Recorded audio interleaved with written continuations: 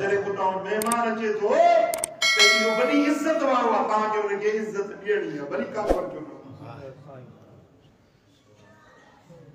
हुजूर नबी करीम सल्लल्लाहु अलैहि वसल्लम बिस्मिल्लाहिर्रहमानिर्रहीम। दोस्तों वीडियो के लाइक मेहमान थी आयो त अमर लहू शेयर रसूलुल्लाह असांजे सल्लल्लाहु मोहम्मद अलैहि टीवी वसल्लम चैनल खे सब्सक्राइब करणो न विसारींदा। शरब हिलाबहा हुजूर जन हुकुम दिनो सहाबी के तेरे जना बकरी दुईया बकरी दुई उन जो खीर में एकड़े ही ढुक पीवे जेतरो खीरो सजी बकरी जो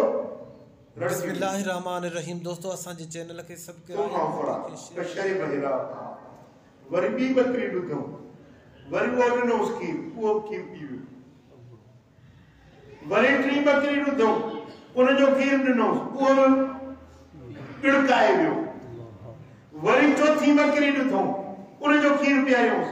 वो पूरो कयो साजन फरमाए मुजो मेहमान जेसी तई पाण चुप न थे तेसी पियायो 70 बकरिन जो खीर पियो 70 बकरिन जो हिकड़ो जणो 70 बकरिन जो खीर पियो रात रहो मुझे महबूब जा इखलाक दिठई शफकत दिठई प्यार दिठई सुबह जो या रसूल अल्लाह के कलमो पढ़ाए मुसलमान सुबह जो काफर कलमो पढ़ी मुसलमान थियो जेरी मन मुसलमान थियो हां नाश्ते ते साईं रो बकरी दुई दियोस हिकड़ी बकरी दुई दिनोस खीर पीतई हो रात वाला हेरे होया बता भाई भी पड़ंदो जो सभी पियो अजा खीर खपे ची बस ड्रॉ थियो सुभान अल्लाह बाना खपे ची ना बस ड्रॉ थियो वो فقال رسول الله صلى الله عليه وسلم ان المؤمن لا يشرب في ماء واحد والكافر يشرب في 7 امعاء बुधवा तजर्बो लिठो मोमिन हिकड़े आंडे में खाईंदो आ काफर 7 आंडे में खाईंदो कल यो सावन मानू कल कुफ्र ते हो अज ईमान ते आ कल काफर हो बेईमान हो अज मुसलमान आ दोस्तों वीडियो के लाइक पेट सागो मानू सागो जरूरत सागिया पर कल 70 बकरिन जो खीर पी तने ड्रो कई अज हिकड़ी बकरी में ठो थी हो सुभान अल्लाह सुभान अल्लाह असा खुदा खैर करे कलमो तो पड़ी वेठा आयो पर पंजे पेट का पुछो तो मुसलमान आया हां भर जई न तू अल्लाह अकबर हमारा एक मेहमान थी हो वो मानिए बोड़ खड़ी आ वो बोड़ खत्म थी प्लेट खाली थी वरी वो बोड़ खड़ी आ वरी मानी खत्म थी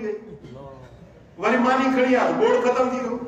वरी बोड़ खड़ी आ मानी खत्म सजे घर जो पुटन दियन जो सजे घर जी जका मानी हुई वो सजे हिकड़ो खाई हुई ये खणदो आयो नींदो जो मानी खड़ी अचे वो पूरी थी वने तो वरी बोड़ खत्म थी वने बोड़ खड़ी अचे तो मानी खत्म थी वने सजे घर दी मानी खाई दम कई पूछा कि बा किया अचण थियो आ तिमणे तो पेट खराब हुयो वजा पे तदी के देखारण देला तो लगिस मुझो दोस्त वटो मानी खाईंदो कि हाणे जे पेट खराब थई त सजे घर जी मानी खादी दवा वठी जे पेट सही थी तो को इन रस्ते संगा ऊपरियो रस्तो बेठो सुभान अल्लाह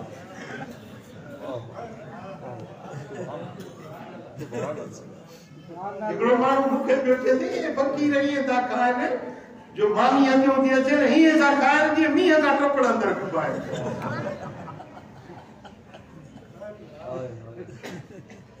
हो रहा हस्ते हस्ते नंढा गिरा काउट ना हिन सकाओ चौथी आंगुर भी जरूरत माल मिलायो ऐं मानी खाओ खट खाओ अन्या बटे गिरा जी भूख हुजे तो मानी बात कर एतरी खाए में जो हिया आंगुर हण तो मानी थी लगी ओगराई अचे ना ओगराई तो उन मजो मानी पे बाहर निकली पेट ना तो जो या शैतान जी ब्रीफ के साथ ये भर जाई नहीं समझो था ॻाल्हि खे? हबीबुल करीम फरमाता मोमिन हिकड़े आंडे में खाईंदो आहे ऐं काफर घणनि आंडनि में? 70 आंडनि में। सुभान अल्लाह। ऐं इमाम तिरमिज़ी, इमाम इब्न माजा, इमाम इब्न हिब्बान रिवायत आंदी आहे हबीबुल करीम फरमायो त मा मला आदमीयुन बिआन शर्रन मिन बतनिन के बताम के भरजे को बि एड़ो बुरो थाव ना है जेके भरजे जो मानू डुबे जेके भरजे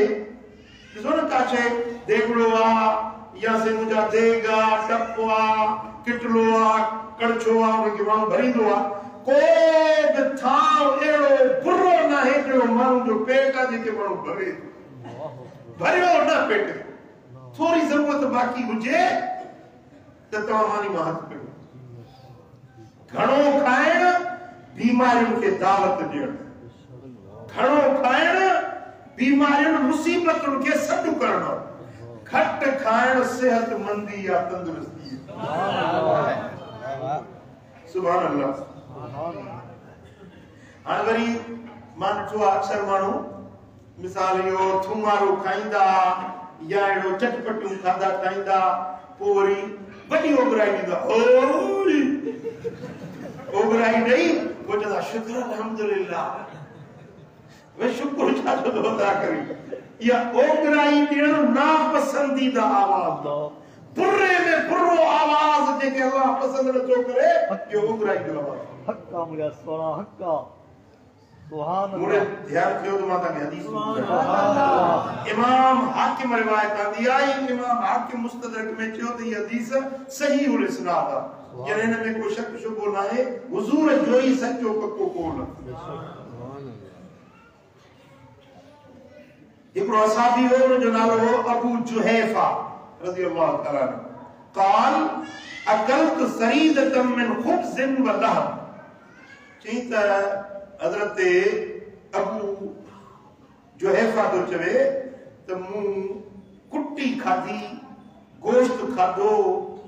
मानी खाधा पर लठ थी खाधा ثم اتيت النبي صلى الله عليه وسلم पोमा नबी करीम सल्लल्लाहु अलैहि वसल्लम जी महफिल में आयुस फजालत अंजश वो मुखा ओगराई निकती ओगराई जो आवाज आयो फकाल या हादा कुफ अन्ना मिन जुसाइक पर फरमायो तो ओ फलाना ये पंजे ओगराई जो आवाज असा को परे कर असा के नथा वणन अल्लाह ये परे कर पंजा आवाज असा को فإن أكثر الناس شبعا في الدنيا أكثرهم جوعا يوم القيامة छो त जेके दुनिया में घणे खाइण वारा आहिनि उहे आख़िरत में घणी बुखूं काटींदा बुखारा उहे रहंदा उन्हनि खे आख़िरत जन्नत जा काम न मिलंदा जेके दुनिया में घणे खाइण वारा आहिनि निकिर असांजी मजलिस में जा इहे ओगराइनि जा आवाज़ मूंखे तुंहिंजा नथा वणनि सम्झो था ॻाल्हि खे हा कदे कदे मूंसां ये थींदो आहे हिते को माण्हू बीठो हूंदो आहे न वॾी ओघराई ॾींदो आहे अहिड़ी का चटपटी शइ खाई ईंदो आहे न उन थूम जी बू सॼे सिफ़ में फैलिजी वेंदी आहे कि न साईं जन फरमायो त मन अकल थूम वल किराफ फला यक़रबन मसाजिदना जेको थूम खाए कच्चो बसर खाए कच्ची थूम खाए बदबूदार शइ खाए वो असांजे मस्जिदुनि जे वेझो न अचे ओघरायूं थो ॾिए उन मां पूरी थी निकिरे उन सां मलाइकनि खे ईज़ा थो पहुचे तव्हां मस्जिदुनि में अल्लाह जी इबादत करण था अचो या मलाइकनि खे ईज़ा ॾियण था अचो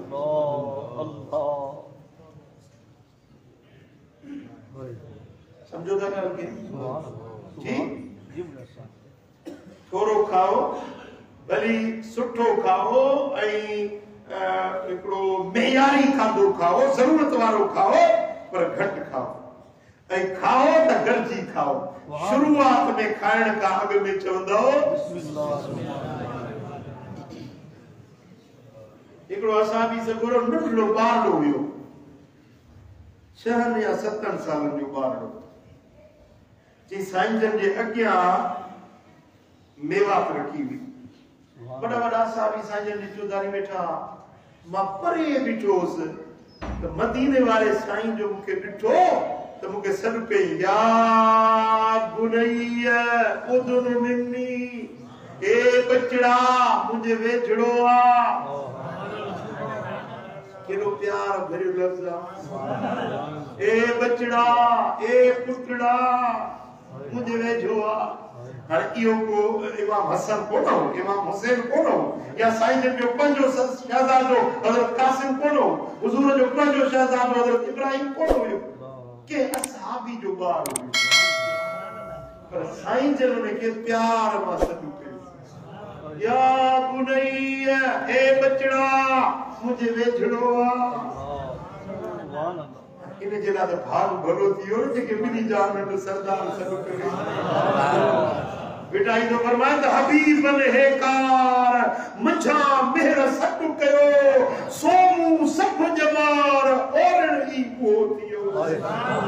एकड़ो भेरो हबीब प्यार मा सदू करे त सजी जिंदगी उन जो मेठाज कलन मा न निकले सुभान